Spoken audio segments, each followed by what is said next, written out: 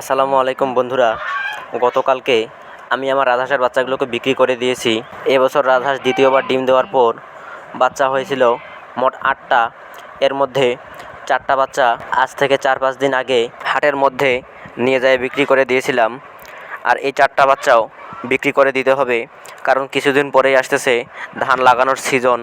সেই সময় এই হাঁসগুলো মানুষের অনেক ক্ষতি করে ফেলে, তাই বিক্রি করতে হচ্ছে। আর এর আগে 4টা বাচ্চায় পেয়েছি 2400 টাকা। মোটামুটি আমাদের এলাকার ওই হাটের মধ্যে রাজহাঁসের বাচ্চার চাহিদা ভালোই আছে, তাই গতকালকেও বাচ্চাগুলোকে ওই হাটেই নিয়ে যাওয়ার জন্য রওনা হচ্ছিলাম। আর আমি যখন বাচ্চাগুলোকে নিয়ে বাইরে বের হলাম, সঙ্গে সঙ্গেই দেখুন বড় হাঁসগুলো কীভাবে আমার পিছে পিছে আসতেছে, এবং তাদের চিৎকারের যে আওয়াজ, সেই আওয়াজে মনে হচ্ছিল আমার কান ফেটে যাচ্ছে। তাই আমি একটু দাঁড়িয়ে পড়লাম এবং তারা আমার খুবই কাছাকাছি চলে আসে, আরও জোরে চিৎকার করতে থাকে, যেন মনে হচ্ছিল তারা আমাকে হুমকি ধামকি দিচ্ছে যে তাদের বাচ্চাকে নিয়ে গেলে তারা আমাকে ছাড়বে না। তাদের চিৎকার দেখে আমি অবাক হয়ে গেছি। এরপরে যখন আমি আবার সাইকেলে উঠে বাচ্চাগুলোকে নিয়ে আসতে শুরু করলাম, তখন তারা আবারও আমার পিছে দৌড়ানো শুরু করলো। এক পর্যায়ে রাস্তার মধ্যে থাকা এক ছোটো ভাই সামনে এগিয়ে এসে হাঁসগুলোকে রুখে দেয়।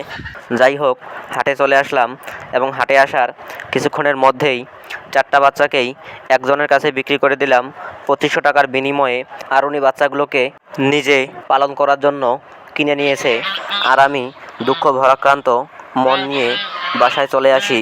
বাসায় এসেই আমার মায়ের কাছে শুনতে পাই যে তারা নাকি বাচ্চাকে খুঁজতে খুঁজতে আবারও অনেক দূরে চলে গেছিল। সেখান থেকে আবার তাদেরকে নিয়ে আসা হয়, কিন্তু তারা কিছুতেই মানতে চাচ্ছে না যে তাদের বাচ্চা তাদের কাছে নেই। সত্যি হাঁসগুলোকে দেখে অনেক খারাপ লাগতেছিল, কিন্তু কিছুই করার নেই, বিক্রি করতেই হবে, যেহেতু সবাই কিছুদিন পরে আবারও ধান লাগাবে। আর এরা প্রচুর পরিমাণে ধানের গাছ খেয়ে ফেলে। আর বন্ধুরা, একটা খুশির সংবাদও আছে।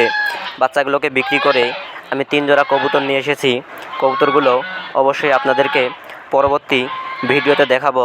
খোদা হাফেজ।